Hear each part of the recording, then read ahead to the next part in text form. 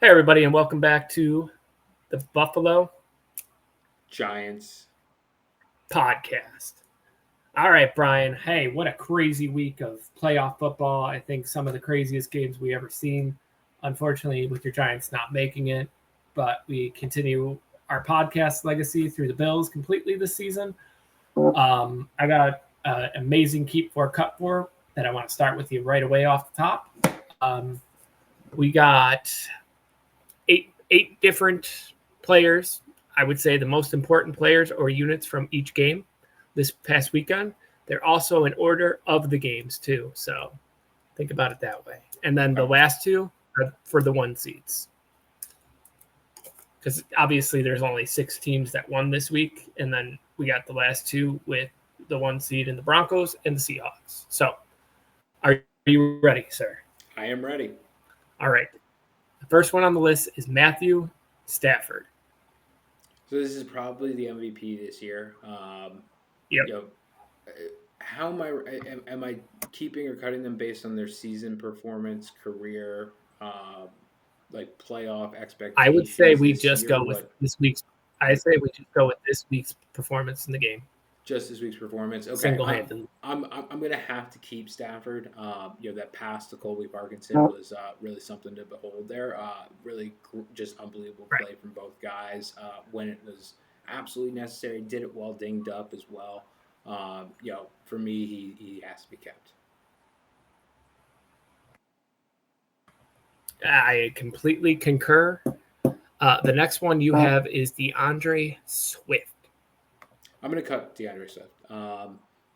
Good player.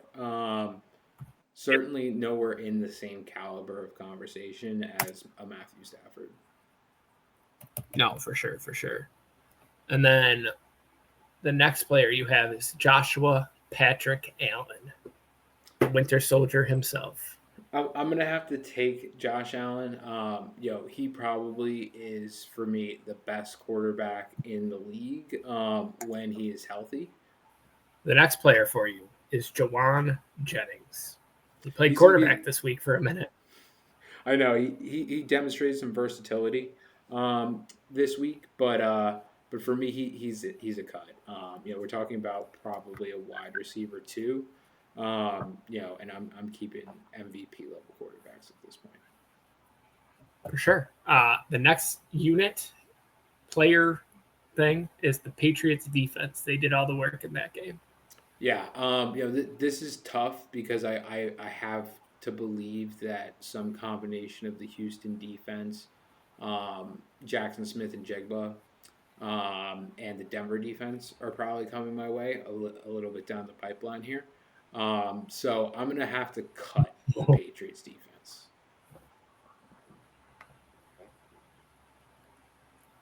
Cut. Cut. Okay, you got 3.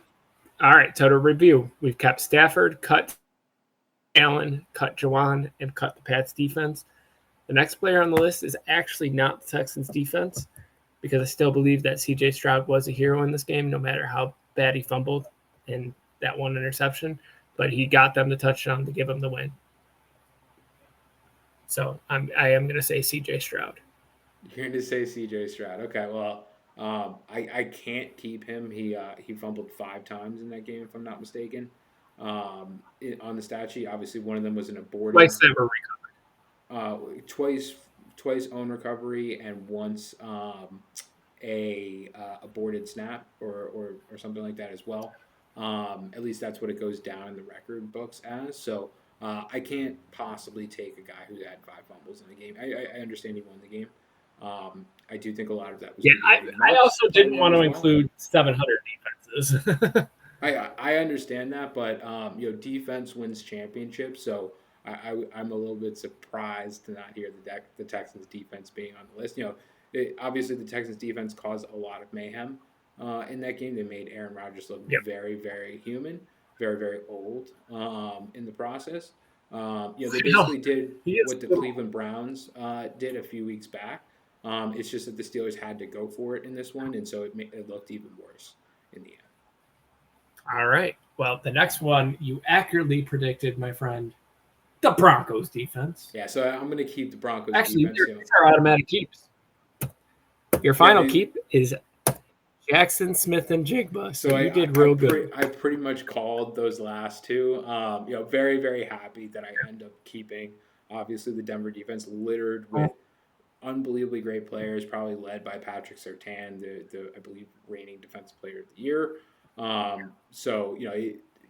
Unbelievable unit across the board. Guys like Nick Benito, Jared Allen, just up and down, fantastic that unit. And then Jackson Smith and Jigbo, wide receiver one this year. I don't think a lot more needs to be said there.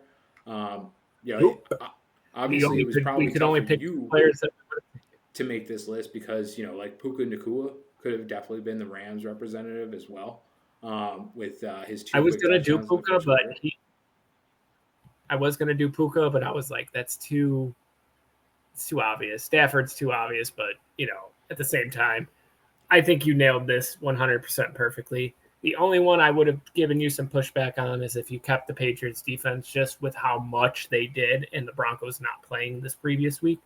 But I believe I rather have the Patriots defense going into these playoffs than the Broncos because I think they've been a little relaxed since the bye week. If you do recall, they have been getting scored on at a high rate in the past couple games since I believe week 13 when the Broncos had their bye.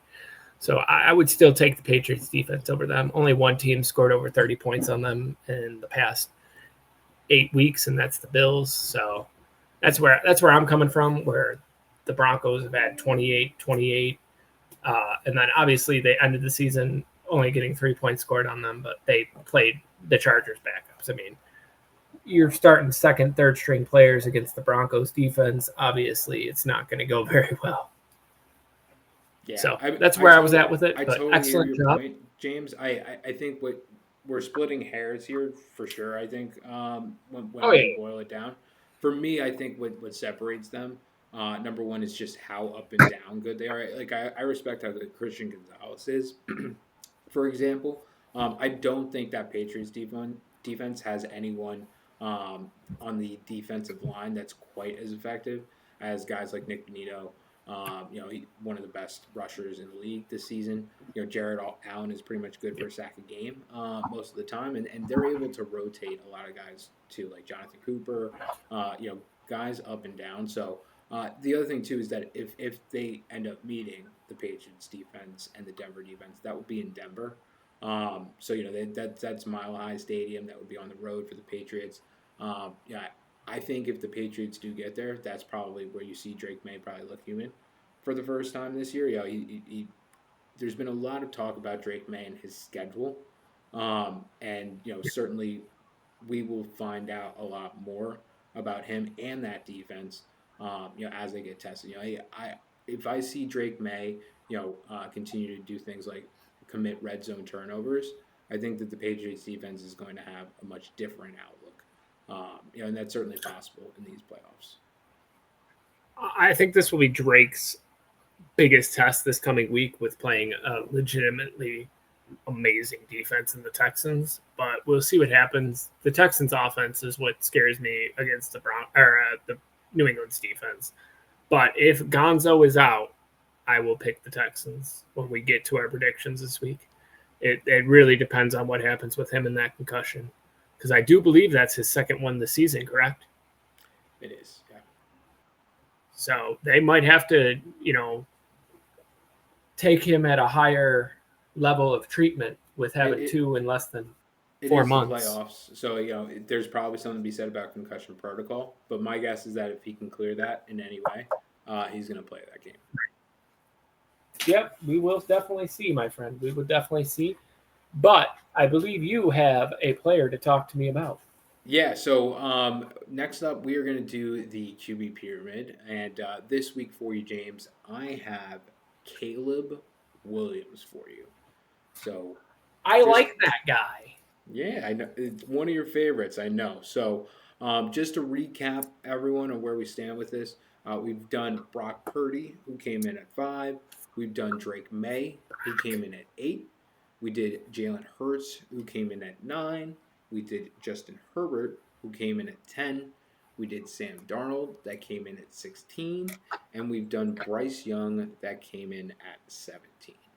So We're going to start you off here, James. I think you like Caleb Williams, so I think I'm going to be able to get some of these guys off the list. I'm just going to read them out and do me a favor. You can even just shake your head yes or no. I'm expecting a lot of these to be no. So I'm going to start with Shador Sanders. You're going to start with who? Shador Sanders. No. Caleb, right? Okay, perfect. Next up, Geno Smith. Fair enough. We'll go with Brady Cook next. Yeah. No. Fair enough. I thought you said Tom Brady for a second. I'm I just gonna heard go the Brady part. And I'm gonna go with Aaron Rodgers next. Sorry. How about Daniel Jones? Figured. How about Cam Ward? No. Okay. And then how about Quinn Ewers?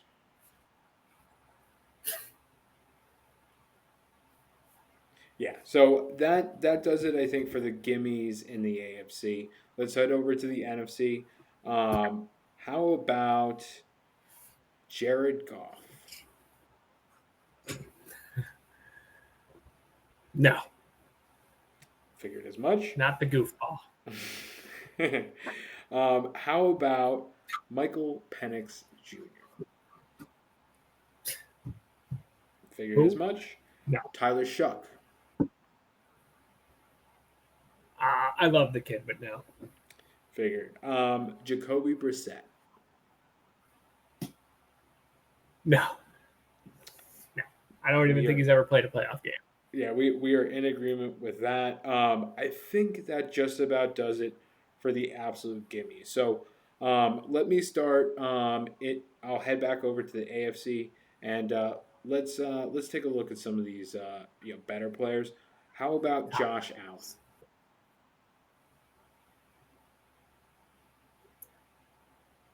Absolutely not. Okay. How about Joe Burrow? Yes. Okay. How about Lamar Jackson?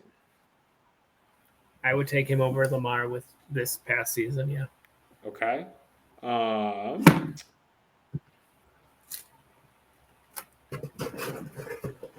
CJ Stroud. No. Okay. CJ sucks. Okay. Trevor Lawrence.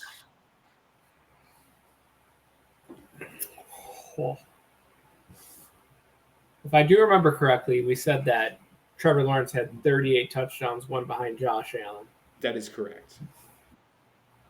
8 more or 7 more, excuse me. But here's my thing. Here's my thing. Trevor's in year 5, correct? That's correct. I'm going to take Caleb for future projections. Yeah. Okay.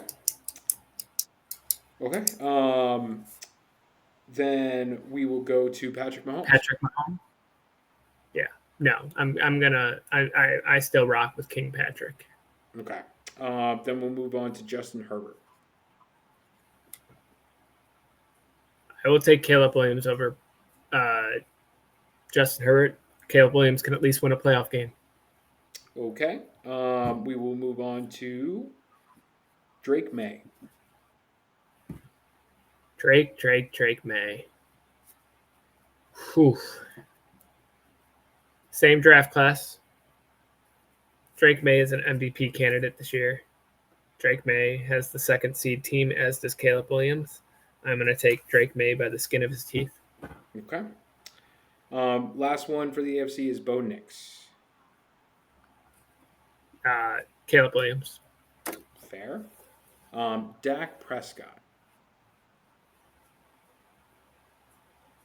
I love Dak. I'm keeping Dak. I'm taking Caleb, actually. Sorry. Caleb Williams is doing more with less. Okay. I'm going to go Caleb. Okay. Next one up is Jackson Dart.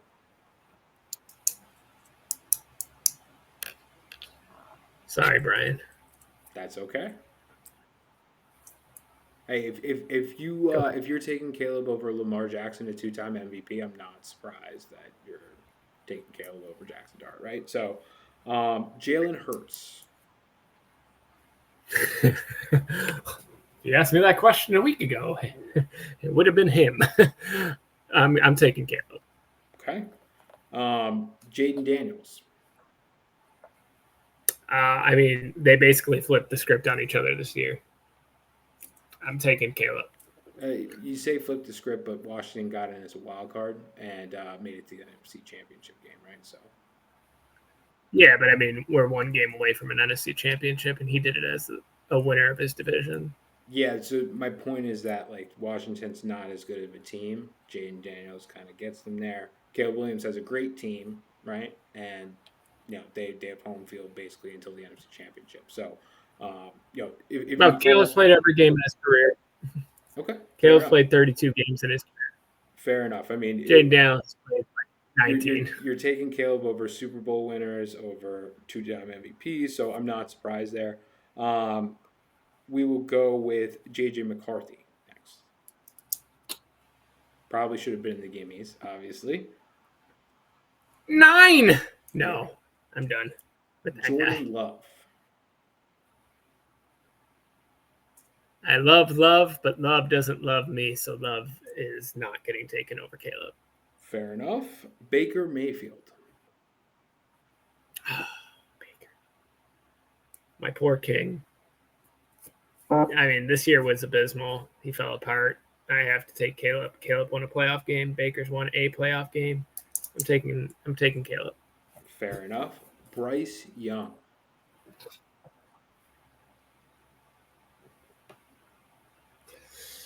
I have to take Caleb Williams over Bryce. Fair enough. And then I think that was a Matthew. give me. Yeah. Well, I mean, I know that you like Bryce Young, so I don't think that was quite a gimme for you. I know. I Especially know. the way that he played at times this season. He did set a franchise record for passing yards during this season, so figured that it was worth an ask there. Next one up is Brock Purdy. Brock Purdy. Okay. Matthew Stafford. I'm taking the young, not the young. I'm taking the veteran Stafford. Okay. Too much football in that brain. Okay. And then the last one here is Sam Darnold.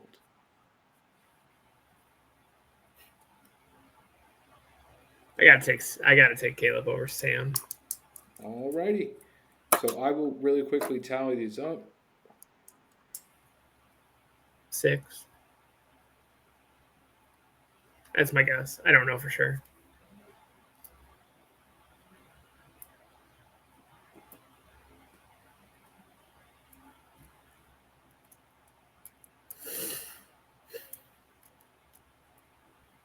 Yes, so he slots in at 6.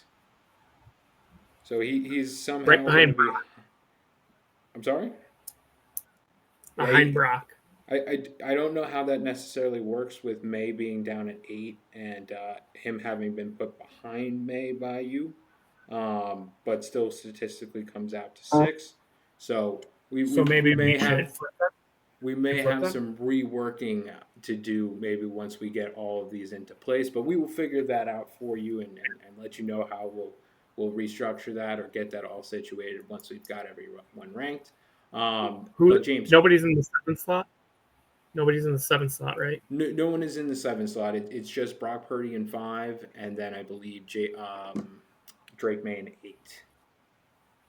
So why don't we move Drake up to 6 and put Caleb at 7?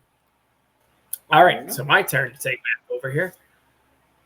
I got my how many players are better for you? Baker Mayfield edition. Okay. So I can name one quarterback better than Baker Mayfield. I can name 3 quarterbacks better than Baker Mayfield. I will name 5 better than Baker. I will go 8. I will go 10. I will go 13. I will go 14. I will go 16.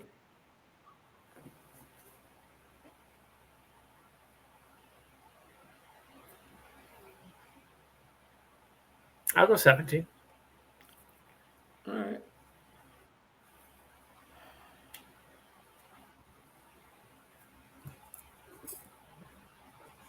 I'm going to make you name 17.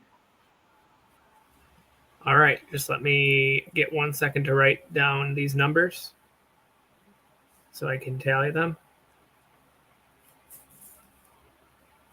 11, 12, 13, 14, 15, Josh Allen, 16, 17. Josh Allen? Yeah, absolutely. Drake May? Absolutely. Caleb? Sure. Brock? Yes. Darnold? I'll give them to you. Okay. Herbert? Yes. It's obviously injury Mahomes? concerns and stuff like that, but sure. Mahomes, are we doing it this season? Are we doing it like? I mean, he still played about the same amount. No, he never missed a game. I mean, let's look at Mahomes because I feel like he had a very good season individually for him. They just didn't have a lot of wins. Yeah, I think he's gonna, not have the same stats in about 8 games as Baker had in 17, right? Oh, I mean, he only got hurt in week 15. He only missed 3 Oh, it was games. 15. Okay, I thought it Yeah, was a little bit he earlier played, than that. yeah, he played 15 games. They were eliminated the day that he got hurt. He's got 22 touchdowns, 11 interceptions, and 3,587 yards on top of he was high in rushing yards. He led the team this season. Yeah, for sure. They didn't have anyone who could rush the ball effectively. Kareem Hunt was their best rusher So outside of him. he had 408 rushing yards and 5 touchdowns on top of that. So he's got more touchdowns. He's got more yards. What do you want to do there? I don't know. Durability is a big thing, and I appreciate superhuman effort. But for me, Baker Mayfield leads the better team, finishes with the better record, is healthy plays the entire season. He also was injured, played through that injury. Probably a big reason why they finished where they did, as opposed to in the playoffs. Um, I'll give Patrick to you for the sake of him being a more talented player. All right. Thank you, sir. I do appreciate it. Mahomes. I am not going to say Lamar Jackson. I'm not going to say Joe Burrow / Joe Flacco / the other guy. Browns quarterback, absolutely not.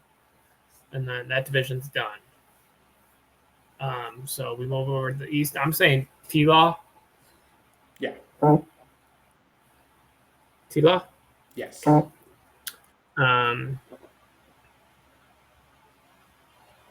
Daniel Jones, no. Who's the other guy over there? Cam Ward, no. So we're going to move over to the AFC. The AFC East is completely done with Josh and Drake. So we'll go over and finish the West. Geno Smith, absolutely not. Bo Nix, I don't know about that, man. I don't know about that. I mean, he just got the number 1 seed team, but I don't know about that. We just talked about the best part of that team being that defense, so we'll see about that. Yeah, I mean, we got to give him a fair shot because he might have way more yards than we think.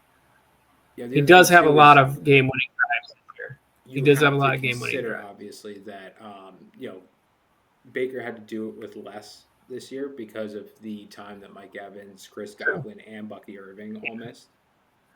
So don't. I won't even present Bo Nix. 100% Bo Nix. Okay. No, I'm not presenting. They're statistically about the same. And his QBR is absolutely abysmal. It's at 58.4. That's worse than Caleb. We'll move over to the NFC side of the ball. We'll go with Matty J. Stafford. Yes. We will say Brock, which we already did. As much as I love the Cardinals quarterback, I can't get him at this point. If he played the whole season, probably would have. Probably. He It also depends on only had whether 3. he stayed healthy. Also, he kind of started to fade there towards the end. I want Bryce Young. Won the division. Panthers record, more touchdowns. They won the division because the Saints lost to the Falcons, not necessarily because they won it. They lost in Tampa Bay in Week 18. So it's hard for me to go ahead and tell you, yeah, I'll take Bryce Young when I just watched Bryce Young lose to Baker Mayfield, like not even 2 weeks ago. I think he had a way better game than he would have had against the Rams, though. I don't disagree. If Baker Mayfield was healthy, I think he's blowing Bryce Young out of the water. I think he's potentially top 7 quarterback potential. Especially with the way that he performed earlier in the year. I don't know if Bryce Young ever got to that kind of level at any point in the year, despite the fact that this was easily the best year of his career. For me, I can't do it simply because Baker Mayfield had to carry the load for his team. Bryce Young did not. Bryce Young got a lot of help from Rico Dowdle in the running game in particular in some of their wins this season. I mean, there were a couple of games where Rico Dowdle had over 200 yards rushing in those games. Baker Mayfield never got that kind of support this year. And he was basically doing this with Emeka Egbuka. For like week 3 through 8, basically until Godwin started to come back, Jalen McMillan started to come back, and Mike Evans started to come back in week 13, 14, something like that. So, for me, I think it's probably they have similar seasons, but Baker just has to do so much more. Bryce Young was able to kind of just break out this season. Baker has to do that season in, season out. Like, he doesn't have the luxury of being able to have these kind of privileges, So the other thing too is that if you look at the defenses of those teams, I don't think that it's a question that the Panthers are overall better defense or certainly played better. This season, they basically had a recipe for winning games, and it was keep teams under 20 points. They only lost twice all season when they held opponents to 20 or less points, and that means that Bryce Young doesn't really have to do very much to win those games, right? Like, he's not having to put up the schedule is also something to consider as well. Like, they're not having to put up 30 plus against the Lions to try and win that game. They're not getting beat down by the Patriots because Travion Henderson comes in and runs for 4 explosives in a game, 2 of them being touchdowns, right? So I think that all plays into it for me. Again, if we were doing like this in a QB pyramid, I would have a really hard time being like, hey, Bryce Young over Baker Mayfield. Well, I got 3 quarterbacks left, so I'm not going to win this challenge, but I got Dak, Love, and Goff. I would assume only no to Goff. The rest, yes. Jared Kitty Cat Goff, man. I wouldn't, he single-handedly ruined my Christmas by not feeding Jahmyr Gibbs and making sure that I lost a fantasy championship. So that guy, he has a special place in my heart, and it lives in the gym when the darkest parts of me come out. Fair enough. Just loving Dak. You'll accept. Yeah, I would certainly take Dak this season. Dak was fantastic. Obviously, receivers, but yeah, fantastic. And then who was the other one on that list that was left? Love. I personally would take Love. Yeah, I think Love is actually pretty underrated. If you look at that Bears game, he did everything in his power to try and win that game. He just got absolutely no help from their run game, right? Like, Josh Jacobs did practically nothing. But he was fantastic. 4 touchdowns to 4 different receivers. It was over 300 yards passing. So I like Jordan Love. The durability thing, that's probably the one thing with Jordan Love that I question whether or not he can stay healthy for an entire regular season plus playoffs. Right. Well, I believe that leaves us with budget. So go ahead and rack them up. Yeah, so I've got 5 budget players for you here. We're going to be doing tight ends, and we're going to be doing tight ends that are left in the playoffs. So these are Okay. all tight ends that will be playing this weekend. Um, So they Kittle they are withstanding with also three. all healthy tight ends. I want to make that clear. Thank you, sir. You're welcome. So, Because I would have been uh, sitting here with Kittle. yeah, right. So we're gonna start you off with Hunter Henry. He's literally the best bad tight end. So I'm going to put him at 3. Perfect. Your next one, Dalton Kincaid. I'm going to put him at 2 just with availability. Okay. Next one on this list, Dalton Schultz.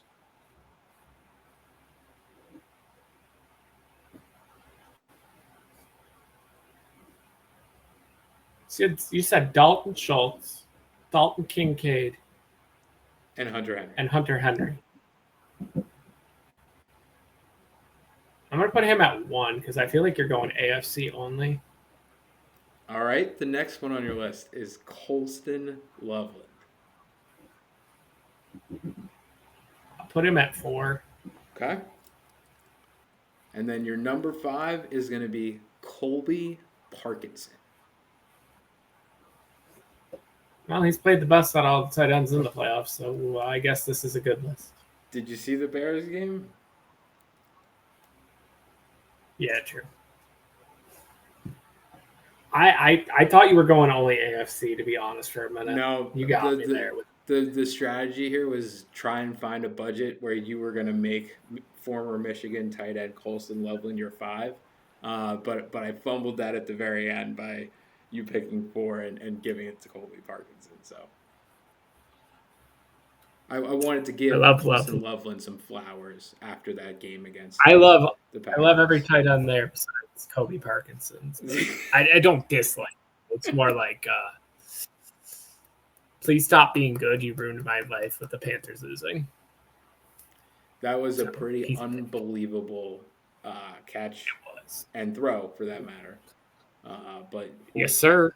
It certainly was a difficult sight to see in our household, for sure. All right. Well, we're going to take a quick break. Then we'll get back into it. We'll start with the Bills game, and then we'll go in order for the rest of the games this week, guys. Very excited. And then we'll have some special messages brought to you by us. All right, guys, we're going to jump right into this build coverage. I'll be taking the lead here. I'll chime in if I need you, Brian, but whew, what a game. What a game, man. If I was the coach, the only thing I would have changed at the end, granted, we got the interception and won the game, so it doesn't matter. I would have kneed it one time and then ran 3 tush pushes trying to score. Jaguars were out of timeouts. Effectively, you would have milked 40 seconds either way. Called your timeout and then ran your tush pushes. I honestly thought at the end of that game, when we got that 10 yards off the tush push, I was like, they are dragging him into the end zone at this point. And I was so glad we didn't score right there. We got to run a few extra seconds off. But not very much, obviously. We got about 4 more seconds that we got to run off because the Jaguars called their final timeout there. But, Cole Bishop coming up huge with that interception to seal the game. So we see you, boy. God forbid a white boy get a little motion. I don't know if you'll understand that joke, but that's been the joke about him for the last 10 to 12 weeks on the Bills social media page. Honestly, hilarious. But Josh flippin' Patrick flippin' God mode Allen. Wasn't even a God mode game. That's your average Sunday for my boy over there. Tore his knee up. No, not tore his knee up. Twisted his knee up. Got a neck injury. Hurt foot already.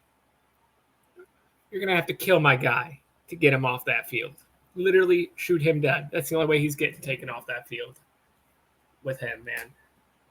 Honestly, unbelievable what he could do with sustaining all the hits that he took in this game.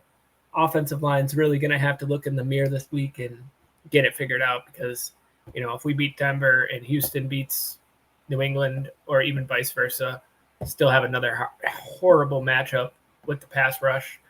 Our offensive line has completely just dropped tiers compared to last year.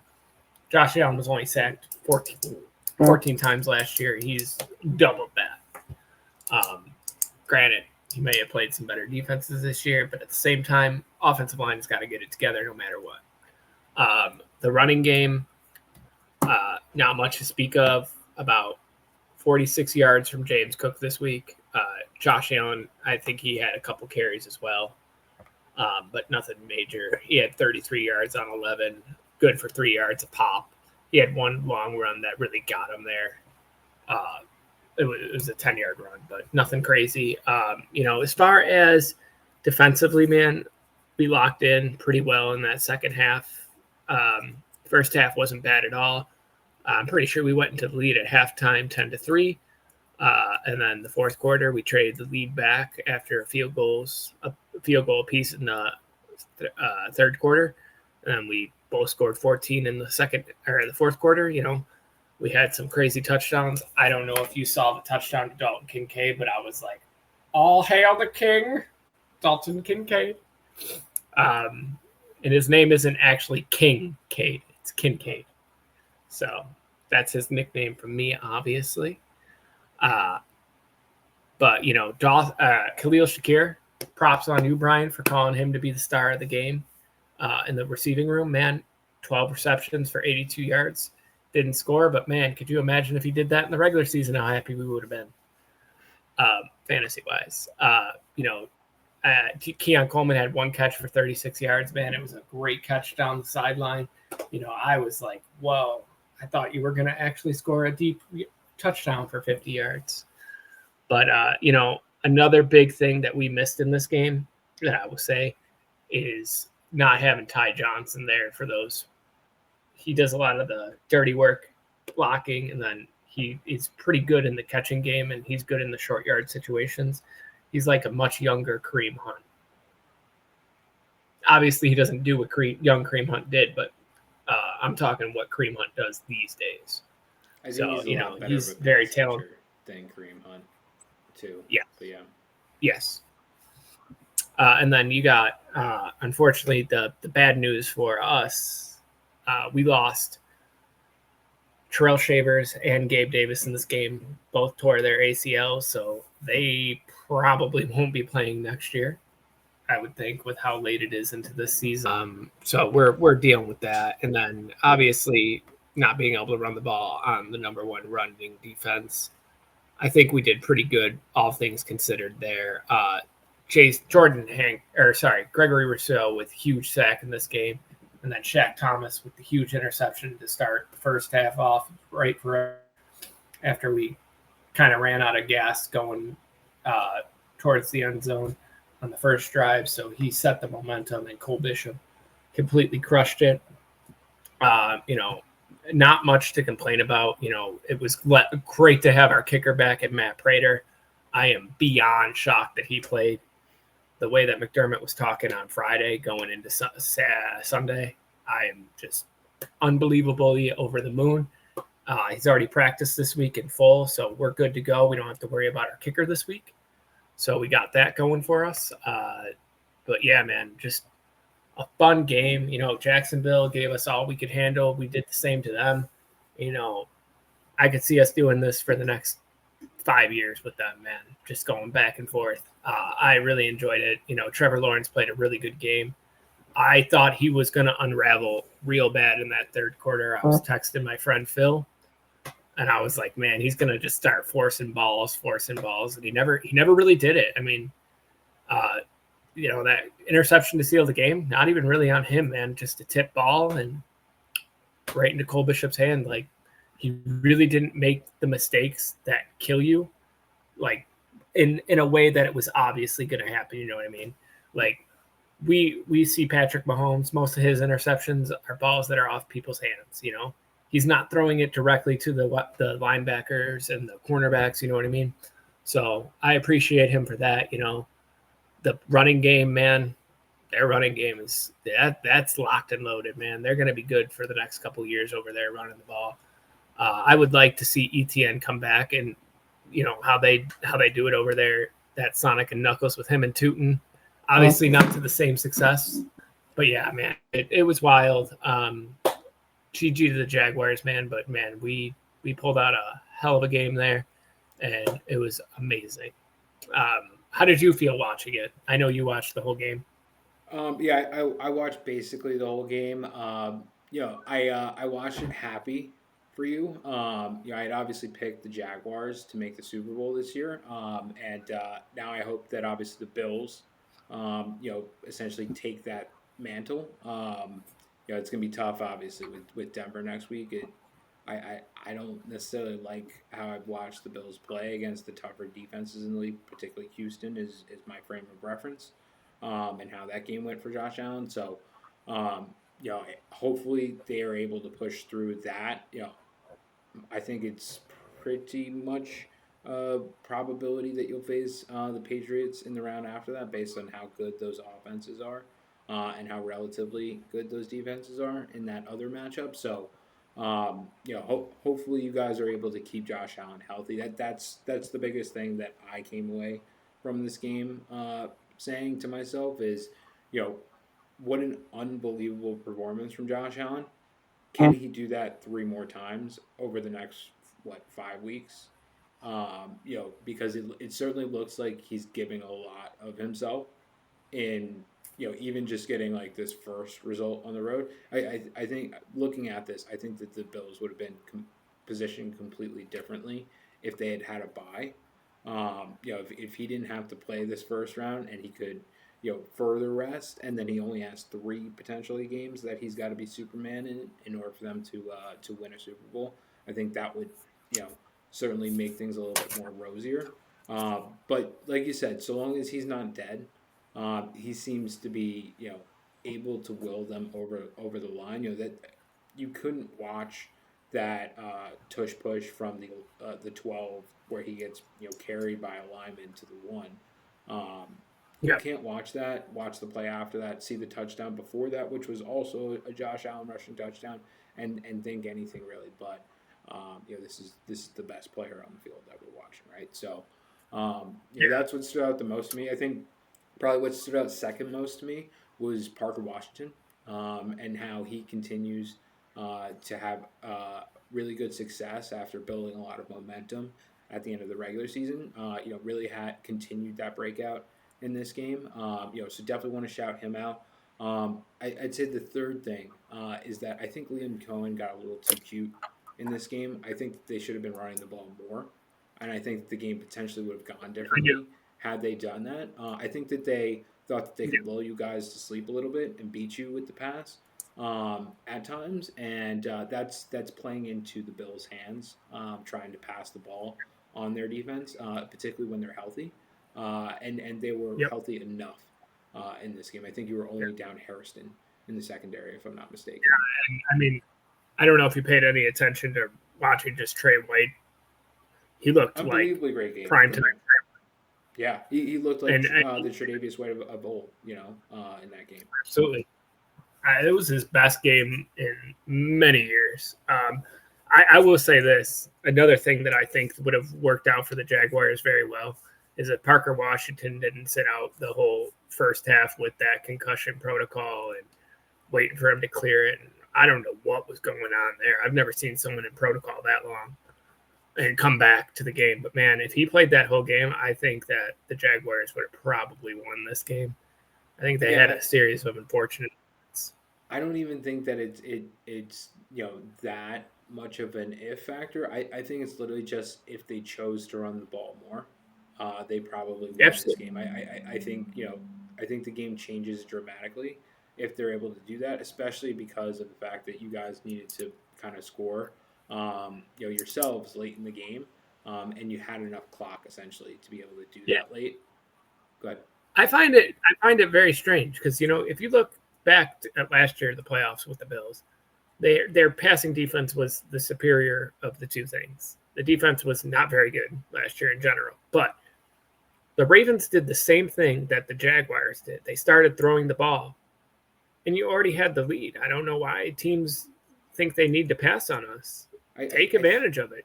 I think most teams, when you run the ball effectively, you can get teams to stack the box against you, and you can beat teams, particularly over the top or on deep routes over the middle of the field, if you can get the safety to bite and think that it's a Mhm. run. And so I think that these teams think that they can do that when you guys put 8 in the box, but you guys have one of the best pass defense units in the league. I believe it's top 5 yet again this season. As you were saying, it was last year. There you go, right? So best in the league. So I think that opposing coaches think that they may have matchup advantages. They may think that they're going to be able to get your safeties to bite on plays, and you guys just don't do it. I think you guys are also really good at a lot of teams have tendencies, and in the playoffs, one of the biggest things that coaches try to do, in my opinion, is to exploit tendencies. It was why the Panthers were able to come back in their game, was because they essentially broke all of their tendencies and allowed Bryce Young to pass the ball. In particular, Jalen Coker over the middle of the field, right? I think the Bills are very, very good at not really having tendencies and showing the ability to play well. To be able to play well against play action means that you individually to a man have to be very focused and know what your job is and obviously be able to execute it as well. But the Bills consistently show an ability to do that. Um, when they struggle is when their front seven is not healthy and you can run on them. That seems to be like the only recipe for success. The more that you get cute and try to pass the ball, the better the chances are that you're going to do something like throw pass, have it tipped, and have Cole Bishop pick it off type of video, right? So, um, I think that this was like the Bills to me played the best game that they could have possibly played. Outside of maybe James Cook, obviously it's a very tough run defense, so I have a hard time bashing James Cook for that performance. I think he's going to be very very important in against Denver and whoever you may play after that. So I Yeah, I so he's going to have a role to play. Josh Allen, that to me was probably the second best game of the season. There was one game this season where he got me like 50 fantasy points in a game. I can't remember what game exactly it was, but it was that was just like his 3 rushing, 3 passing, 3 rushing touchdown yeah. game. So it wasn't quite that type of game for him, but in terms of like the moment and what was needed, I think that this was even more so there for him. That there This was is really top nothing else top that I could top take 10. away watching that. This is probably his, obviously it's his first road win as a quarterback in the playoffs. He's only played on the road against the Chiefs, so Correct. uh,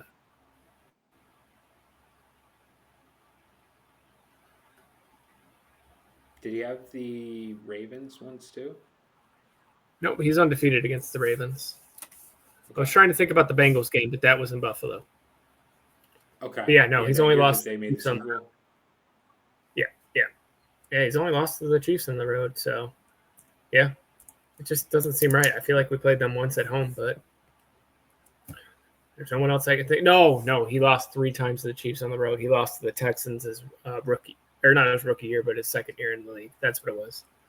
I was about to say that can't be right, but yeah, he's lost to the Chiefs 3 times on the road and once to the Texans when it was still the Predator at quarterback. So yeah, we'll go that. That's how that goes. But one thing I would like to address with the Bills going into this next round. I know we're talking about this game, but I'm doing this for the actual review. I think that we have to take a serious look at some free agent wide receivers and try to throw some tread on the tires. Me and you offline. Well, not offline. While we were doing this show, we were looking at what's left. The only ones that are 100% healthy and going to play this week are Shakir, Cooks, and Coleman. Obviously, we're down Palmer, Shavers, Gabe Davis. None of them can come back. They're all on season-ending IR, and obviously 2 torn ACLs. And I don't know what is really wrong with Palmer. I know he had a little bit of a heel injury, but I think this is more of a soft benching that they could move on to regret. But we're we're getting Curtis Samuel back this week. It sounds like he's been a full participant in practice, but then it comes down to the people on the practice squad currently: McCole Hardman, Christian Wilkerson, and Steven Gusnell. I only know two of those three players. I know Steven was a big player in the preseason for us, and then McCole Hardman, we obviously all know who he is. He's not much of a receiver. He's more of a returner. So I think he'll be back there returning kicks with Ray Davis. But, I don't know if I want to run with preseason camp God and Curtis Samuel. I was looking into it. Top available players are Odell, Alan Lazard. I think I would not really take Odell Beckham. I know that's a big name, but I think the game is completely passed him by. But Alan Lazard, I would at least give it a once over, give him a workout and see what he's got left. I know he was injured for a little bit this season. That's why he got released. But, I would at least give him a shot over Camp God and whatever a Wilkerson is. I've never heard of him. I didn't even know he was on the team until I looked this up. But what do you think? I know Wilkerson because his dad coached the Panthers for a season or two a few years back. But I'm sorry, who were you asking about? Alan Lazard, would you throw some tread on that? To be honest with you, I don't know how much he would bring to you guys. There's something to be said about being able to know a playbook and stuff like that, particularly when you're going to be playing against a defense as physical and as knowledgeable and well coached as Denver. I think that you would probably be better off rolling with the guys that you have, who Josh Allen has some chemistry with. Timing is a very, very big thing when the margins get this small, and certainly it matters how many times Josh Allen has thrown a ball to these guys, and these guys have caught a Josh Allen pass. Particularly if it's going to be a trust thing where, for example, Shakir is running a go route and Josh Allen has to get the ball out at a certain time, and Shakir has to be at a certain spot in order to be able to make the catch that will probably be contested. That type of stuff takes time to get down. So I think you would be better off rolling with the guys that you have and just showing some faith. If it's very realistic that guys don't play well or they're not in the right mindset to be playing playoff football. And if that's what's happening with Joshua Palmer, then so be it. Give the chance to Gosnell, give the chance to a Wilkerson. I think they would probably do more with that opportunity than bringing in a guy like Alan Lazard, who's probably more physically talented and gifted than they are, but doesn't have the benefit of knowing how the offense runs and having timing with Josh Allen. Yeah. All right. Well, we also can't forget that we have Dalton Kincaid, Dawson Knox, and Jackson Hawes, who's played good in spots, an excellent blocker. Dawson Knox, he's been here for 7 years. 7 years, I want to say, in Buffalo. Obviously, Josh Allen's best friend in the actual world. And then you got Dalton Kincaid, who, supposedly was in a walking boot after this last game. I don't know how true that is. We have not gotten any confirmation on that. That was from a somewhat insider in the thigh doctor, but I don't know how true it is, so I'm not going to speculate. McDermott said he should be good to go either way, so I don't, like I said, I don't know if that walking boot was necessarily from this week or that was an old picture. It wasn't coming out of the stadium. It was a picture of him, Connor McGovern, and I want to say Spencer Brown. But yeah, so I'm a little hesitant on that. But I know for sure Dawson and Jackson Hawes will be out there for sure this coming Saturday. They need to be big for you because that Denver is particularly weak against tight ends. That's how they got burned against the Jaguars. Weakest part. In comparison to how they defend every other position, tight end, they're particularly weak. obviously, when you look at their defense overall, they're top five in every category. So, we're not necessarily talking about they can't defend that position at all. But if you can attack them there, you can make some headway. So, um, but do you have anything else on the Bills, or are you ready to move on to Rams at Panthers? Yeah, this was this like I told you on Saturday when we talked offline or during the last episode when we did the predictor, which obviously we'll do again this round. I just want to say that I think we got through our hardest all around team, like offense and defense, that was left in these playoffs on the AFC side of the bracket. Like there's no units that were that stacked on both sides of the ball for each team. Houston has a defense, their offense is due to. The Patriots have a little bit above average defense and supposedly a great offense, but they haven't really been tested. And then the Broncos have a great defense, and their offense is very mid to lower tier, especially with losing J.K. Dobbins. So I think we got through the hardest test. Now it's just get through some hard defenses and get to the promised land. I would say that the Broncos would probably wipe the floor with us if they had J.K. Dobbins still, but with him being gone, I'm thinking Buffalo wins and a decent 7-point lead walking out in the fourth quarter. So that's all I want to say. Go Bills. Fair enough. Well, we'll pick it up with the Rams at Panthers. James, I'll let you kick it off here. I don't know how much you got to see of this game. I know that you love you some Bryce Young. So tell me, what were your thoughts watching this game? So when I watched this game, I was very angry for the first quarter. Then obviously Stafford hurt his hand throwing to a player, hitting it off an offensive lineman's helmet. So for me, I was like, okay, that'll be helpful. And the Panthers scored 2 touchdowns to go, I believe, tied into halftime or up by 3. It was, I believe, up. They were down 3 going in halftime. Down 3. So I was like, okay. I remember texting you at halftime saying, not bad, not bad. But, this game came down to Jalen Coker dropping a ball, Kobe Parkinson's catching a ball. It was 4th down. Bryce threw a very catchable ball to Jalen Coker. That is a drop. I think you agree there. Yeah, 100%. And that drive could have continued right from there. And who knows what would have happened. Obviously, football is not a game. It's a game of inches. Sorry, but obviously football isn't about who was closest. The Rams won this game, man. They played good.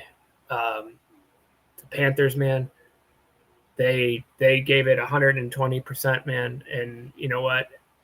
As both of you and me being Panthers fans, I don't think we could be prouder of that team and what they did in this playoff game.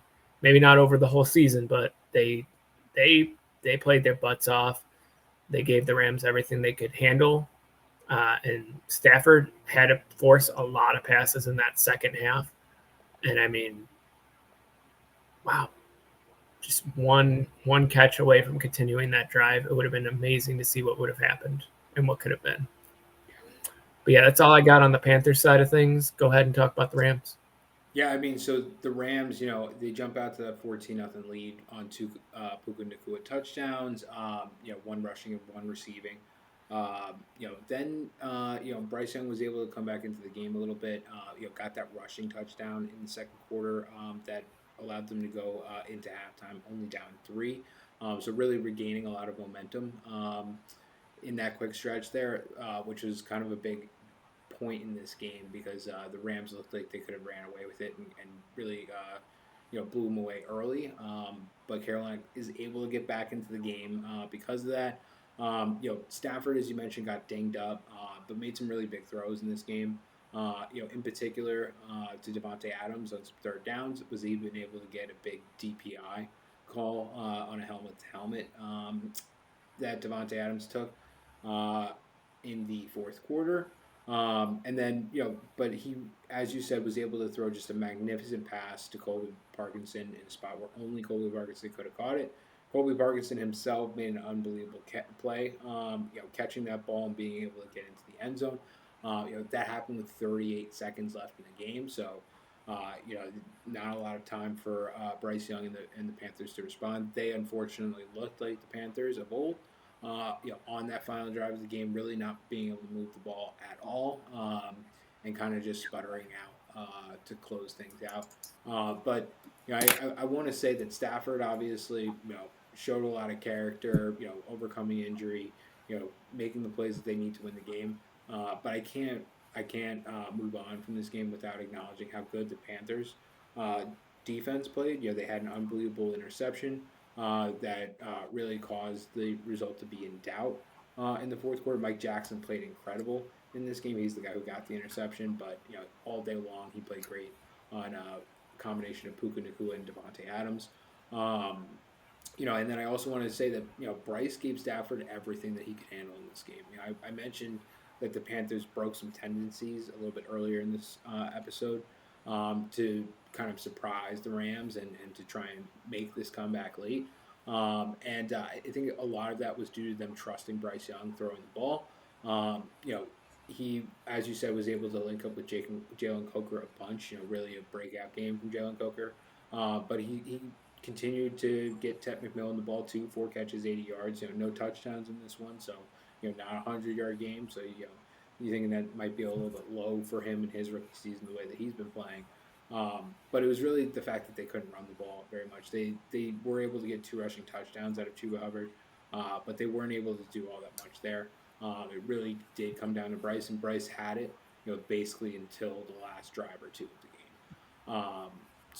He did trade leads with Stafford and that Rams team in the fourth quarter. I believe 4 different lead changes in the fourth quarter. So got to give it up to Bryce. I live in Charlotte, so I've been hearing a lot about the defensive coordinator and him being on the hot seat. I think it's a little bit much. I think the defense played as good as it probably could have played in this game, and allowed the game to even be close enough for them to win.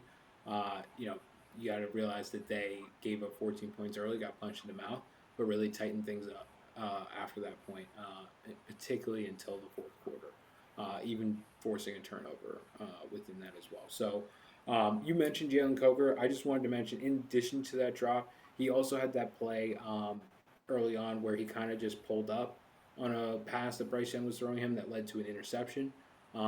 He for me is the biggest X factor of this game. He's one of the biggest reasons why the Panthers were able to make this game as close as it was, but he's also a big reason as to why they don't win the game in the end and get over the line. It's just unfortunate that a guy can play that well, but have a couple of moments where he has either like lapse in judgment or something else, and that ends up being so critical in the end. And then on the other side, again, just really want to give it up to Stafford. It sounds like he needs to get imaging on his hand this week. That's how messed up his hand was after throwing a pass and hitting the helmet of a Panthers defensive lineman. So just another chapter for him in finding ways to win and doing it while facing adversity. Continuing to cement his MVP claims.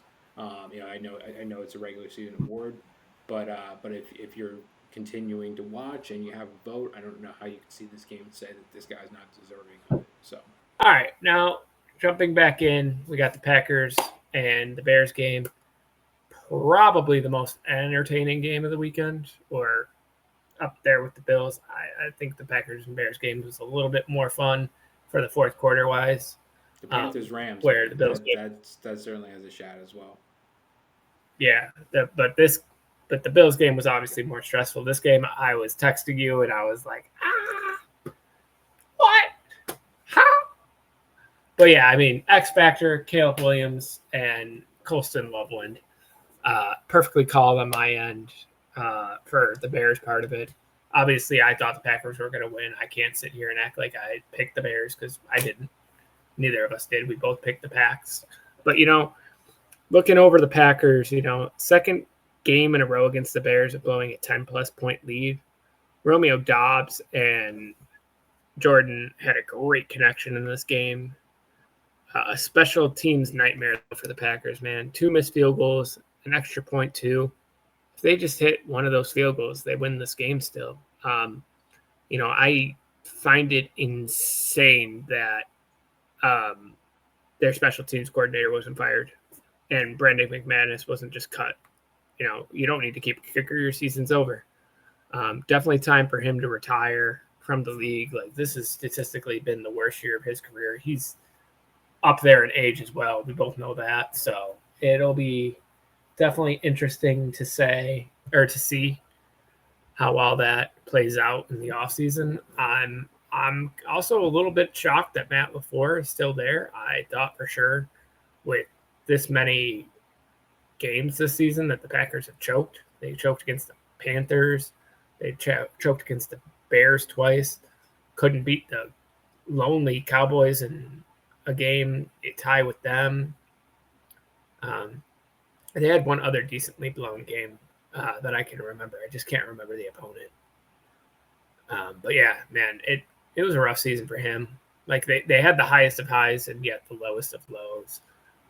Obviously, maybe this game could have been different if their defense was completely healthy, but to blow a game that bad when your quarterback played as great as he didn't make mistakes, can't get your running back going, your all-pro running back going, and it's not like the Packers have a bad offensive line, and you're playing the Bears, who are 27th against the rush, and Josh Jacobs can't go in either game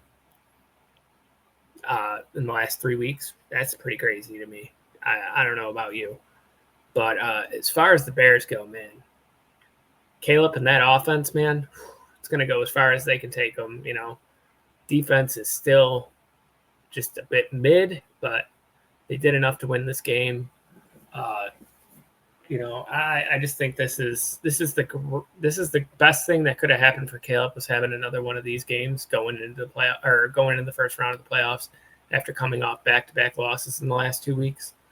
They saved themselves from obviously having to go to Seattle with even losing last week with the Eagles not playing their starters, so they got lucky there. Next week they have to go to Los Angeles. Los Angeles comes to them. So that'll be a very crazy game with them. But offensively, man, yeah, you couldn't have asked for a better game from the Bears in the second half. Hopefully they can just start starting games and play whole 4 quarters, because that's what they're going to have to do to beat the Rams. You can't be a slouch against the Rams. I mean, look at what the Panthers did. They played 3 great quarters of football and how close they were. Imagine if they played like that the whole game.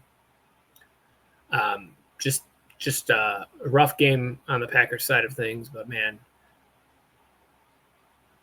I don't know, man. The Bears kind of are starting to feel a little special to me. I'm really hoping we get to the point where it's them versus Seattle in the championship game. Personally, with obviously we know the results of everything with the 49ers, not good for them with Kittle, and I don't think our boys over there are going to get it done. So yeah, I mean, I'm very excited about their future matchup. The only thing I'm worried about is the defense for the Bears. What do you think? Yeah, I mean, so Bears for me in this one, another game where they find a way to win late. That's been a trademark of this season for them. They're able to find ways to win in the fourth quarter and overtime. Particularly the last time that they played the Packers with that DJ Moore 42-yard touchdown to win it. You know, they scored 25 points in the fourth quarter. That's pretty unbelievable.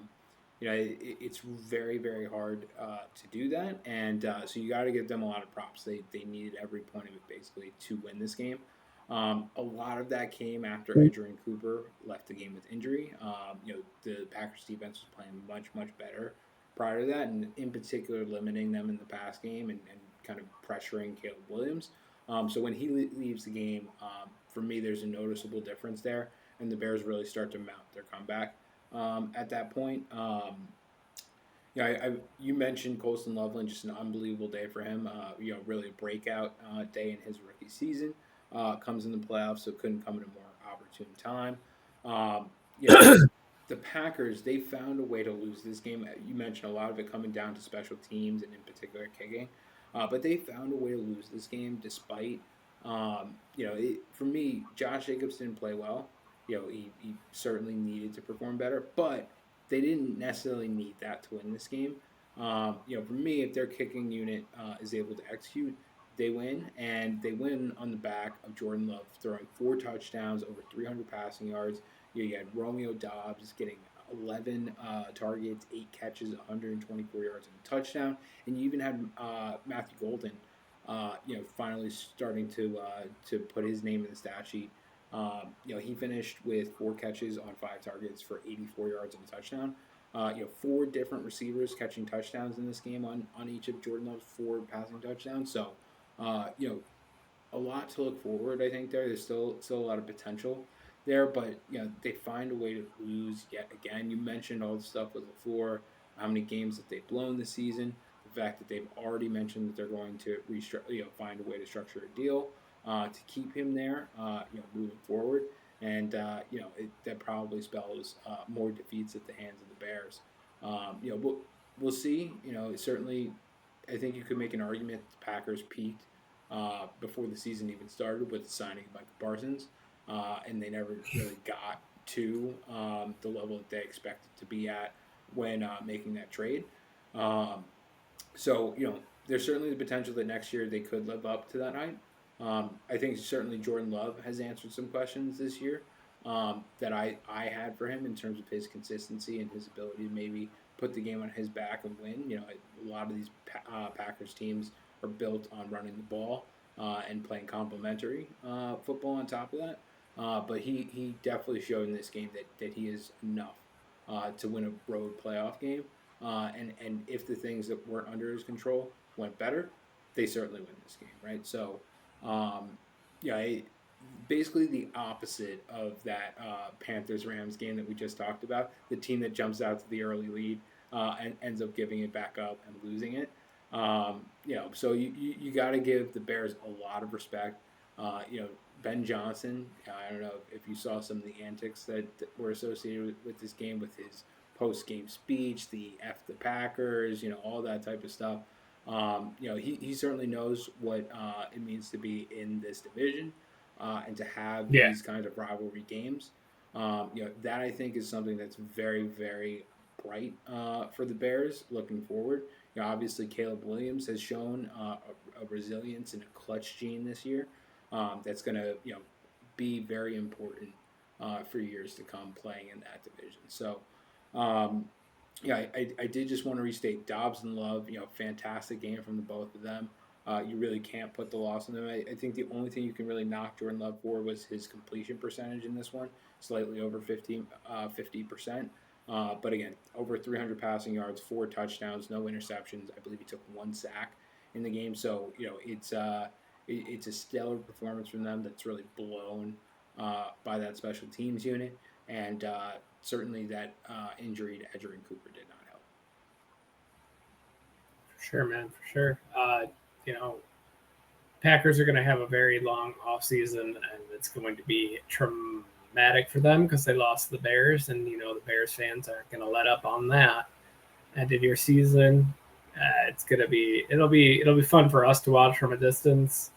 Obviously, we don't have as much skin in the game as real NFC North fans, but it's very entertaining watching this division over the last couple of years. I mean, the Vikings had their year last year. The previous year, it was the Packers' year. Now it's the Bears' year. Or sorry, the Lions, not the Vikings. The Vikings were right there, though. So anyone can win this division any year. It feels like it is just that competitive of a division, and we hopefully get to have that for many years. When we were kids, it was only really the Packers and the Vikings for the most part. The Bears had a year or two there. And then, Chicago was just the ugly They stepchild had after 2000. Urlacher, right? Like they had Yeah. players, but they never had Oh, a they had winning players. team. They made that one Super Bowl, but they haven't really been much in our adult lives and young kid to adult lives. So it's exciting to see it changing a little bit. I mean, we watched the Panthers for our entire childhood be one of the worst teams in the league. I mean, we both remember them going 0-16, being the first team to ever do that. You know, they've had Stafford almost our whole lives until the last 4 or 5 years. So I mean, they had players, they just never could really get it done very much. Don't It's forget just Calvin crazy. Johnson, right? Too. Yep, Calvin. You know, we could do a whole episode just on the history of that division. But yeah, I mean, fun season over in the North. You know, we got one team left alive with the Bears, and we'll see as far as they can go, man. Go Bears. Go Bears. All right. Well, we're going to take a quick break. And when we come back, we will move on to our next matchup 49ers at Eagles. All right, guys, and we're jumping back in here. We got the 49ers at the Eagles. This game was real windy. Played a big factor in some kicks, some close misses, too. We predicted the 49ers to win 27-24. So, I mean, we were relatively close, I think. I think the Eagles had 23 points. It was So we got 49ers. 23-19. Okay, 23-19. So we were relatively close-ish. Uh, Obviously, the weather played a big factor in this game, and lots of drops. George Kittle going down. That probably cost us 7 points right there, if not a little bit more. So I feel like, in all reality, we did really good. Obviously, you and me predicted them making it all the way to the NFC Championship game. I think we're both kind of out on the 49ers with losing Purdy. Or sorry, not Purdy, Kittle. That offense doesn't run smoothly without him there to block. The running game suffers horribly. So, but to get into the game notes here, when Kittle went down with that Achilles injury in the early part of this game, I firmly believe that's what kept this game as close as it actually was. I think we were going to get a blowout to a degree. Opinion, the running game could not get going after the Kittle injury, which is very concerning for the 49ers, who are obviously heading to Seattle on Saturday night this week with that haunting defense. Brock had a decent game here, but he's played much better in previous weeks. And honestly, the best quarterback on the field looked like Jawan Jennings for one pass. That was awesome. Jawan Jennings was definitely a good X factor pull for us. We did good with that one. Unfortunately, with us saying our fantasy starts, which we're obviously going to rename next week, Ricky Pearsall. That was a very bad call. He didn't even play in this game, but he's definitely going to need to play this week in Seattle for them to have a chance. And I don't think he'll make that big of a difference. Jake Tungus is not even a half of the blocker that Kittle is, so I think that we're going to have some problems. Tungus can catch the ball, obviously. He's decent at that, but he's not the blocker. And that's what makes this offense go, is the running and the short plays, and then Brock Purdy's deep shots after they have the run game going. So I just don't think they can make it to the NFC Championship game anymore. But go ahead, brother. Yeah. So I just want to mention, in addition to Ricky Pearsall, I did have CMC in there, and CMC did have the last two touchdowns for the 49ers there, so that was a pretty good stab there. I did have AJ Brown on the Eagles side, and obviously that was a huge miss. Transitioning into the Eagles side of things, goodness me, this is really just the dysfunction that the Eagles have been going through all season, particularly offensively, really catching up to them in this game. We mentioned all year in all of our videos for the most part, that they could not find a way to get Saquon Barkley, AJ Brown, and Devontae Smith all clicking in the same game. Right, fitting that theme in this one. You have AJ Brown, being thrown to 7 times, but only making 3 catches. A lot of those were on third downs in this game. and it was particularly upsetting, I'm sure, for a lot of Eagles fans. I know it was for Sirianni. I know that he had a bit of a screaming match with AJ Brown on the sideline that got a lot of attention during this game. Um, but Saquon Barkley and Devontae Smith certainly showed up.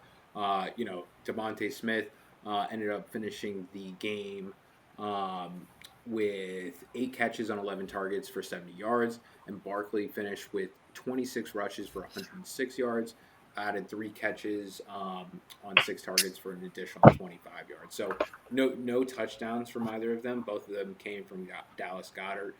He continues his storybook season in his age 31 year. He already set the receiving record for tight ends in Philly history during the regular season. He adds an additional receiving and rushing touchdown in this one. He's been reliable. When healthy, he's certainly struggled to be healthy the whole regular season the last couple of years, but really a renaissance from him. Philly played, I think, a great game defensively. It really took a trick play, like you mentioned with that Jennings, handoff and pass for to CMC for the touchdown. You know, really took that play to open the Philly defense up in this one. And then ultimately the 49ers were able to seal it on that next drive. Again, a CMC touchdown. But, really just Jalen Hurts, man. I think we got to sit and we got to talk about Jalen Hurts for a second. This is a guy who, has won a Super Bowl. I believe it's 2 Super Bowls, isn't it? So it's just one at this point. Okay. Yeah, that's right. That was Nick Foles that led them to that. It's been to 2. Yeah, right. He's lost the Chiefs and beat the Chiefs. Yeah. So, this is a guy who, has playoff experience, pedigree. He has the tools, but in particular, his passing this season has been quite suspect at times.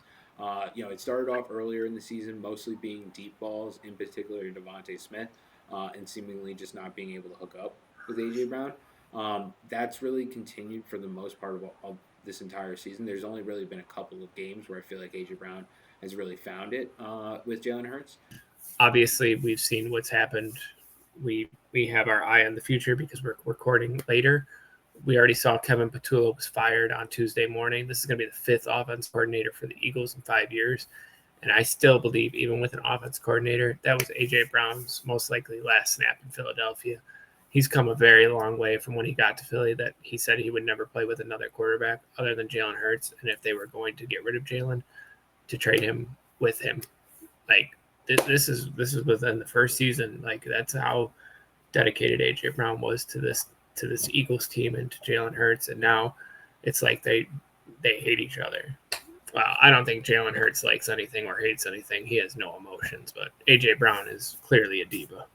Well, in some respects, I feel for AJ Brown. I think what he's also trying to say, beyond just playing with Jalen Hurts specifically, is that he wants stability. Right? He came from the Titans with no stability to the Eagles, where they're contending for championships, and theoretically there should be stability. But with Sirianni kind of being the head coach there, and the dysfunction that we've seen during much of the regular seasons, that particularly these last few, not all of it is because these guys get fired too, right? Like we have to acknowledge that, like, forget his name. He's now coach of the New Orleans Saints. That is Kellen Moore. Yeah, so he was obviously fantastic last year. Didn't get fired, right? He got a new job. Basically, got a better job elsewhere. So it's not always a matter of guys getting fired. But like you said, every single season, a new offensive coordinator for what will be 5 seasons in a row come next year, right? Yes. So, a lot of turnover, a lot of instability.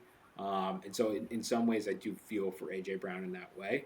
That being said, you got to produce, right? Like this is the first year where he hasn't produced in that, and I think the diva tag is certainly warranted when you're talking louder than your play speaks on the field, right? So, he definitely got that diva tag a couple days after the Super Bowl when he said, "Man, I want a chip, but all I'm thinking about is my stats."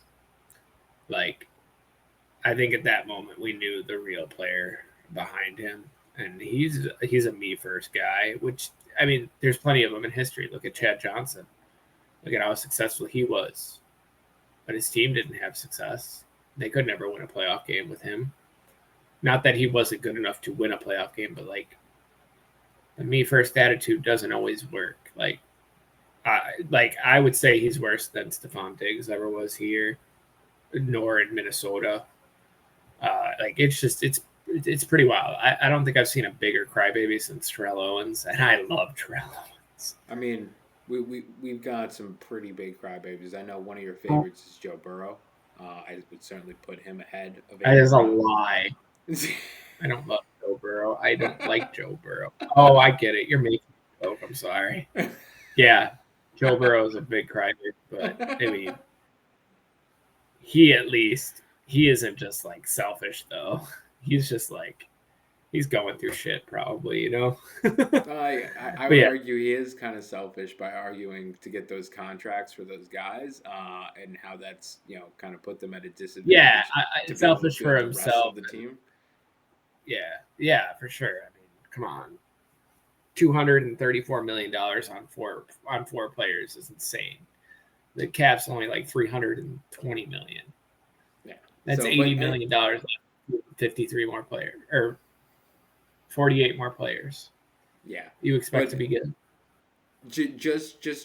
Sorry, I just want to go back to the Eagles so we can wrap that up and head back in. So just to finish here on the Eagles, that dysfunction I don't think was any more apparent than when they absolutely needed to score after that Jennings to CMC touchdown. They went down in the game after that by 4 points. They were only able to muster a field goal, and then they were still winning the game at that point, but they were only able to muster a field goal. And then San Francisco goes down and scores that touchdown with 2:54 left in the fourth quarter. So the Eagles had certainly a chance to respond. That was another drive where A.J. Brown had a critical drop, and so 3 by the end of the drive. Yes, but just the Eagles, they found a way to lose at a lot of points this season. When I watched this game, I immediately thought back to Black Friday when the Bears came to the Eagles and beat the Eagles in front of their fans, and their fans were leaving in the fourth quarter. That I had very many shades of that watching this game, but it was even more impressive for me because while that's a second-year quarterback coming in and doing this with a first-time head coach in his first year, the 49ers ended up doing this mostly without George Kittle. As you mentioned, like he's good alone for probably 7 points on the board between his blocking and receiving contributions over the course of any game. That's a massive difference, and for them to be able to figure it out against the reigning Super Bowl champions is certainly very, very impressive. I obviously, like you said, it casts a lot of doubt on what they might be able to do after this, especially because they're going to be going to Seattle this week, and we know how good Seattle is. They beat the 49ers with Kittle, just a couple of weeks ago. So, it's going to be very tough for them, but you got to give them a lot of props for getting through this one and being able to take down the Eagles. Yeah, for sure. And, we'll see what happens. Obviously, we like the 49ers. We like the Seahawks. So whoever wins, we'll be happy. We're not going to sit here and say, "Oh, we just want Seattle to win." Like we like both teams, so we're okay with it. I have a JSN affliction. We have a Brock Purdy affliction. So either way, it's a win for us. We may see Fred Warner in that game as well, and it's been a long time since we've seen that guy in the field. He's one of my favorite defensive players in the league. I would love to see him back. But let's move on over to Chargers at New England. I got some Chargers notes for you. Dylan Hanley, he had a great game. That was probably the best player on the field for the Chargers in this game.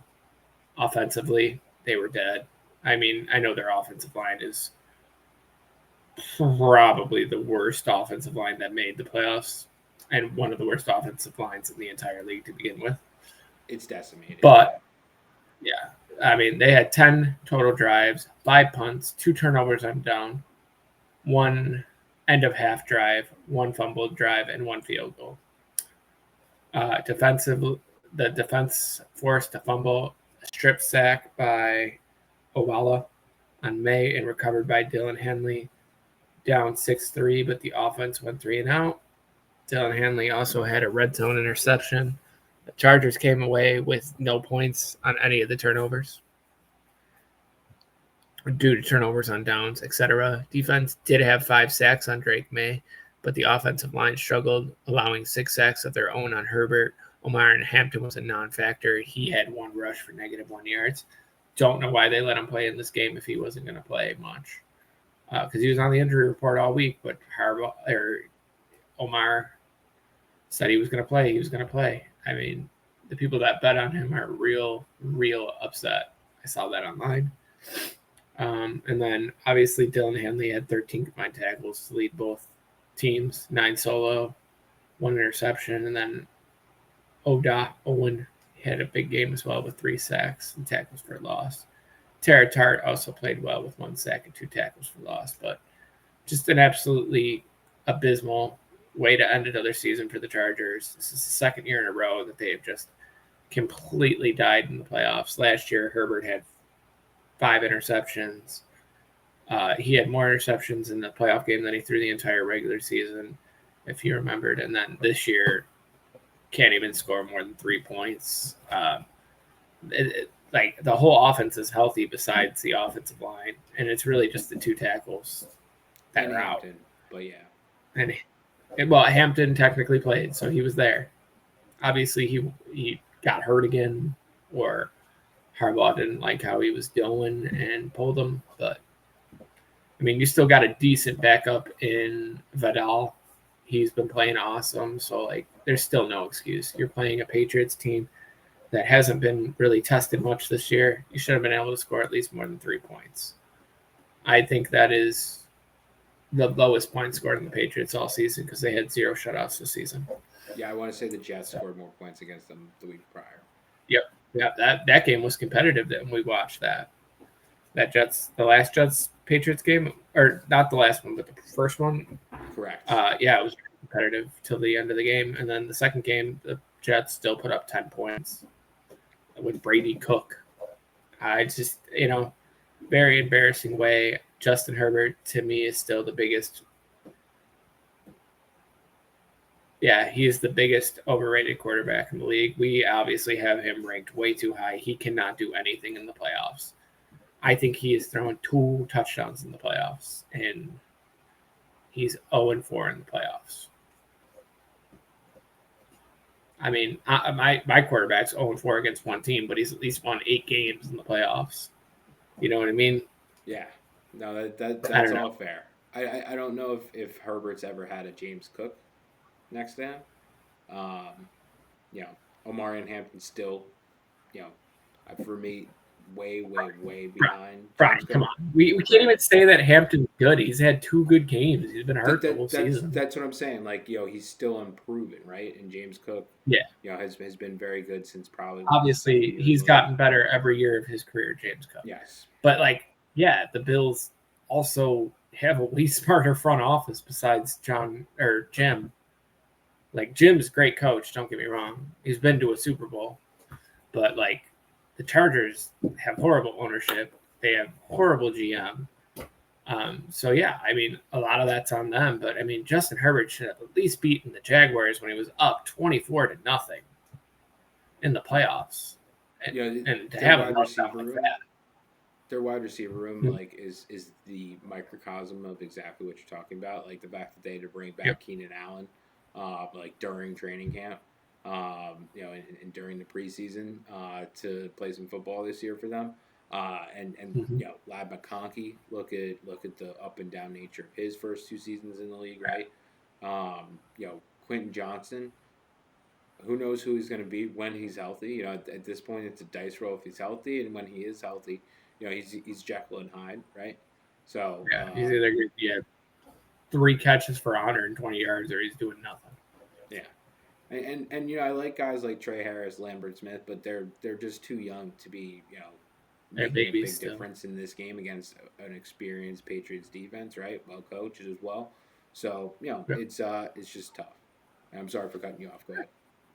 Oh yeah, I'm done. That was all I had on them. It's your turn. Yeah, well, I will say I largely agree with you with Herbert and that kind of characterization that you were giving, particularly in the playoffs.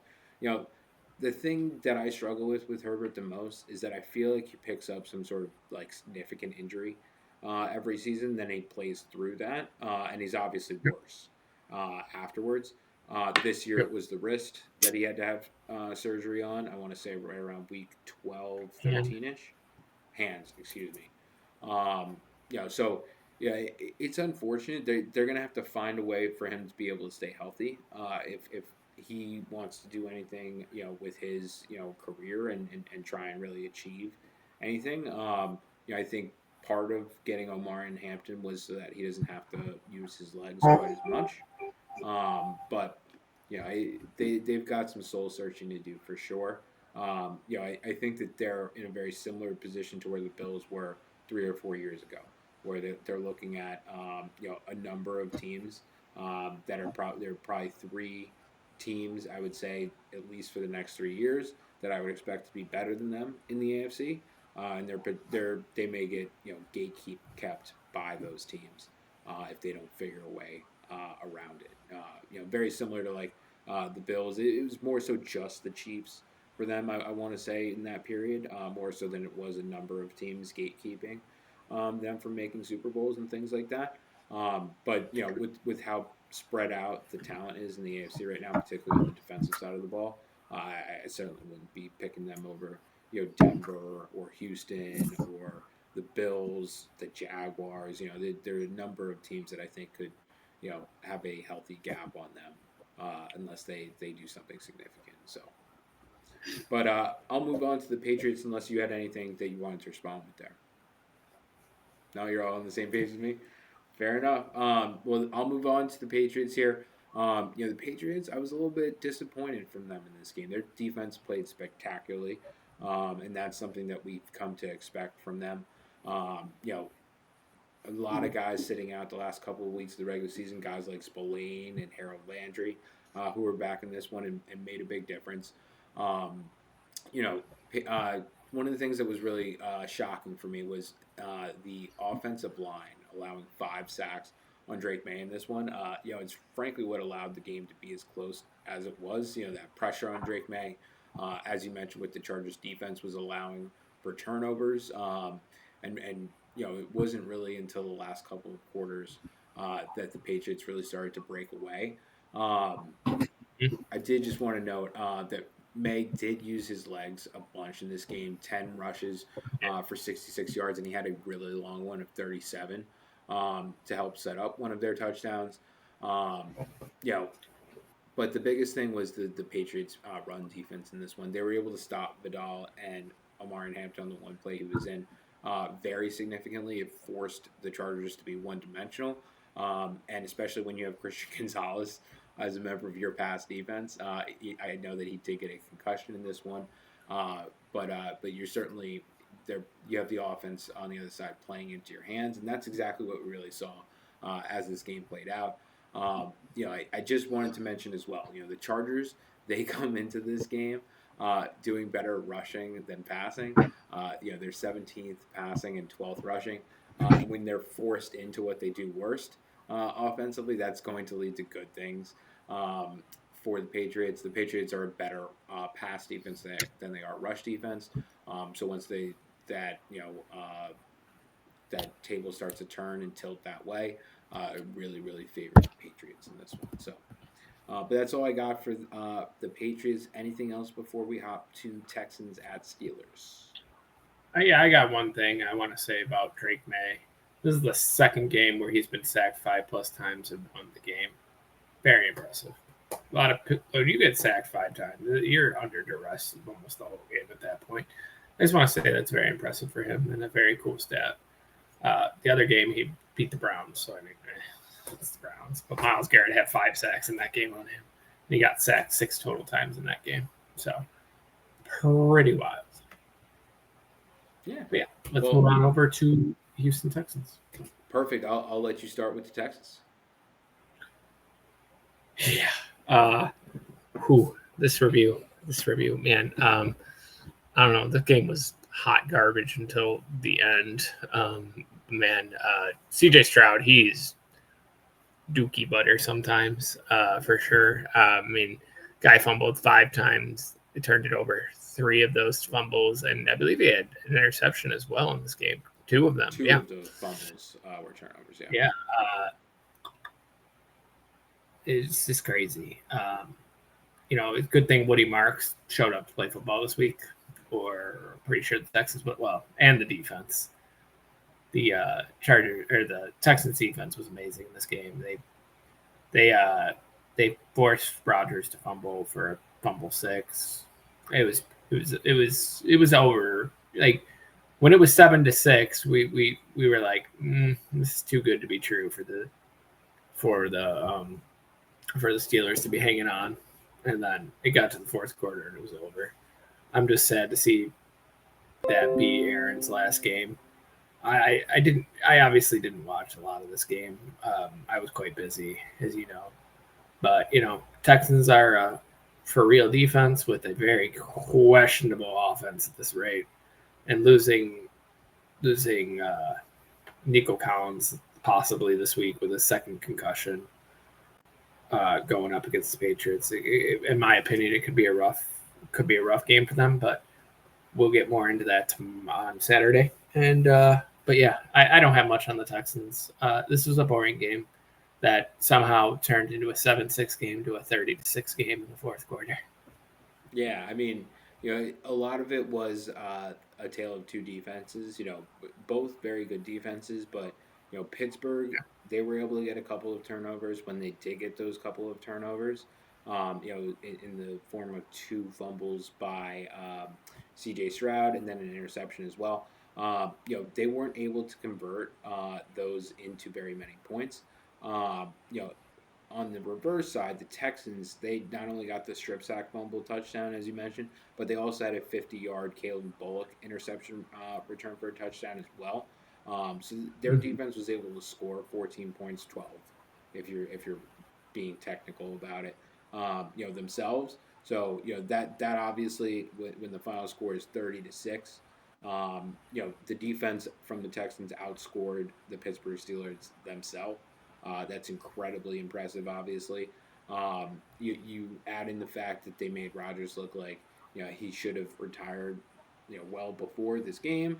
They Yeah. basically did what the Browns were trying to do to the Steelers, and the Steelers just didn't want to make themselves vulnerable. I felt like in that game a few weeks ago, I felt like the Texans were able to recreate that type of environment, and eventually once Woody Marks gets that rushing touchdown, the Steelers have to pass the ball and go for it. Um, and when they start doing that is when this game really starts to fall apart. It gets so bad that they eventually put in Mason Rudolph to relieve Aaron Rodgers. Like you said, just really really sad to see a legend, a guy that's going to be in the Hall of Fame, ending his career probably on that game.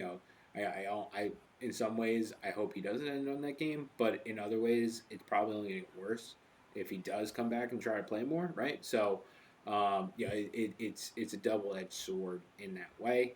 But you got to give it to the Texans defense. They really stepped up in this one. The Pittsburgh defense did play very well for about 3 quarters. Again, if their offense had been able to do more, in particular, just even like you know extend drives and make time of possession more even. Then potentially I could have seen this game being more competitive and not getting quite as opened up as 36 in the end. Um, but when the offense is really not doing very much, Jalen Warren, Kenneth Gainwell, we knew that these guys were going to have fantastic games. Probably in particular Kenneth Gainwell, given the fact that DK Metcalf has been out of the building the last couple of weeks with suspension. Um, but they were really shut down by this team. We even saw some flashes of Ashton Genty a few weeks ago against the Texans have a lot of success. So I think there was some optimism, if you were a Steelers fan, that you might be able to recreate that, but no such luck in this one. Again, we do have the ability of hindsight, and we know that Tomlin does step down after this game. 19 seasons, I believe, in Pittsburgh, all of them without a losing season. So a huge respect to that guy. Now, I am aware that Steelers fans have been calling for Tomlin for a number of years now.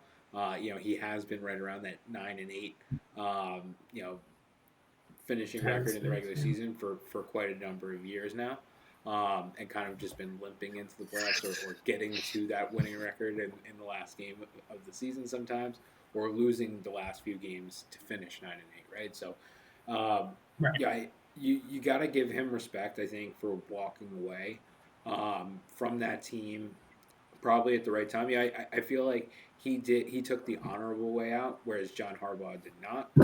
In some ways, I feel like the Ravens were forced to make a decision of Lamar versus John Harbaugh.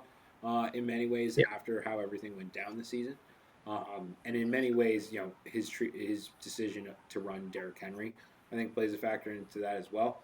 Tomlin, I don't think you have quite the same disdain for maybe some of his fourth downs and things like that. But certainly the fact that they don't ever really establish dominance seemingly in a lot of these games, I think really rubs Steelers fans the wrong way. I think that they obviously rely on their defense given how weak their offense can be at times. And that's been a consistent trend for a while now. So, I want to give him respect. I'm sure that he'll, if he wants to be coaching, will do it somewhere else. I believe he's only in his mid 40s. He mid to late 40s.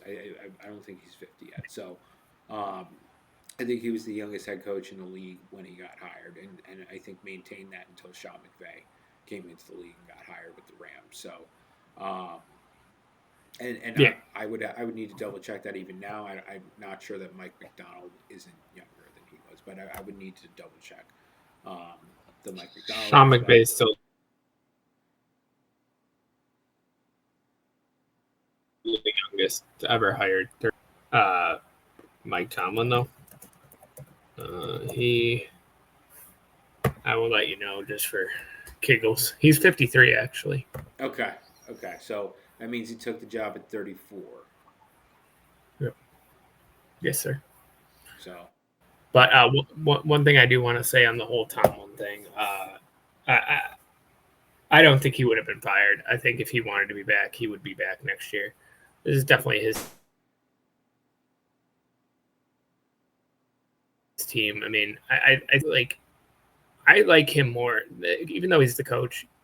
I've seen a lot of stuff on him in the last couple of weeks, and he's the kind of coach that is a hard ass, but he's like a father to these guys at this point. Like, I don't know if you remember Ryan Clark. This is just one of many examples, but like he has sickle cell anemia, which is something that comes into effect in a place like Denver with a higher elevation, where it is more likely to be triggered. He refused to let him play there. He's like, I'd rather have you be able to get home to your wife and your kids. You can come on this plane, you can come there, but you are not playing under any circumstance. He actually went to the hospital the first time he ever played there. And he was coming back, and they had to go back there again. And Tomlin refused to let him do that. And there's hundreds of stories like that with Tomlin. He's always been a stand-up dude and a great coach and a great leader of men. And, I think that he could go to Fox, ESPN, ABC, NBC, any of those channels that have football games, prime, and he could be a guy that calls games or just be not a reporter, but one of the pregame guys. He could do any of that. I could see him doing that, never coaching again. He could be like Bill Cowher, one and done.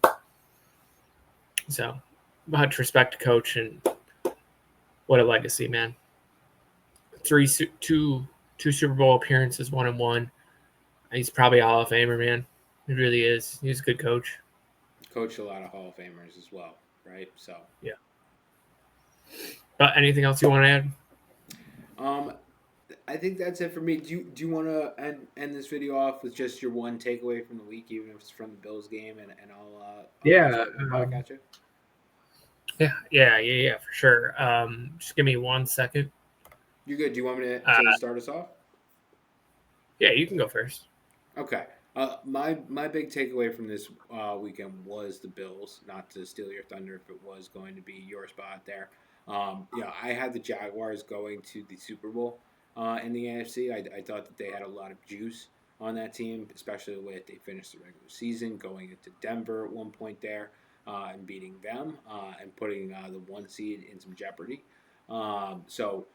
I've got to give it to the Bills. They really stemmed a tide that I think had been building for weeks there. I certainly think that it has to give them a lot of confidence with what they can do. Obviously, Josh Allen, his health is certainly going to be a big factor in these playoffs. For me, he had to basically give an arm and a leg metaphorically, but in some ways, literally as well, to win this game. And I don't know how many body parts he's going to be able to fork over the next few weeks if that's what it's going to take for the Bills to get some of these wins. So, got through a buzzsaw there. I think that we can both admit there in the Jacksonville Jaguars and the way that they've been playing. So that for me was the most impressive part of the weekend. Yeah, I'm gonna go. I would have went with the Bills, but that's fine. Like that's okay. I'm gonna go with the Bears then. I think it's impressive how they came back. They're the cardiac kids this season, along with the Bills, the teams with the most fourth quarter comebacks. It's just very entertaining to watch them and to watch Caleb Romadunze, Colston Loveland, Luther Burn, and Kyle Badungai, and all those other young players. Obviously, I'm skipping DJ Moore for a reason. I'm skipping DeAndre Swift for a reason. They're a little bit older. But the way that this team could look in the next couple years when these other veterans are gone, I have no fear of them leaving. I think Ben Johnson's a whiz kid, and he's going to just get them close to the promised land, and if not the promised land, like their Bears are going to be a lot of fun for the next couple of years for sure. Well, then I'll end it with one last thing. I was kind of taking your Bills there and seeing which way you were going to go with that flip of the coin. You went Caleb Williams. So I just want to say a couple of words on Bryce Young real quick. He pushed Stafford in an MVP season to basically all that he could have in that game in Charlotte. I want to give Bryce Young a lot of credit. This is a big step forward for him in his career this year. We've mentioned a number of times, but I'll restate it again. Set a franchise record for passing yards in a game during this year, and then obviously they've been sitting right around the 17 to 23 point mark for a number of weeks.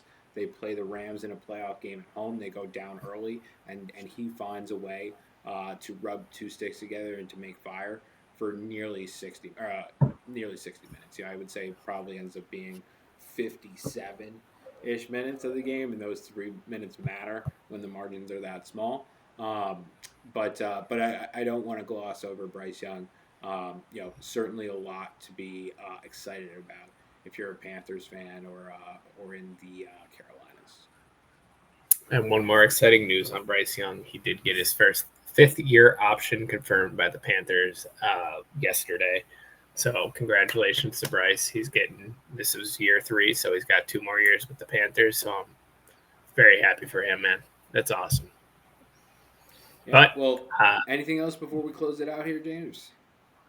Nope. I'm going to close it out here, Brian. I want to thank everyone for watching. Like, subscribe. Talk to us in the comments. Whatever you guys want to talk about, ideas, throw it in the chat. But with that being said, go Bills. Anything else, Brian? I might as well say we're going to speak some more on this in our next video. But I'm going to say Giants pride, man. We now know that Harbaugh is coming to the team. We'll have some more detail on that for you with our next video. But we both got reasons to be happy today. Yeah, and I really look forward to see what he does with your coaching staff, who gets let go now that he's in control. I think we'll see a lot of players, or not a lot of players, but a lot of coaches that get cast off with him bringing in his system. And I still think this is probably the second best person for the job, and we'll talk about that more tomorrow. Well, with that, we wish you all a great rest of your Thursday night, and we will catch you tomorrow for the playoff predictor video. We'll have a Bills preview for you, and like we said, we'll go back over that Harbaugh hiring, give our thoughts, give our predictions for what that staff may look like next year, and how we expect the team to function. So, with that, we wish you all a great night, and we hope to see you tomorrow. Don't hire Kevin Patullo.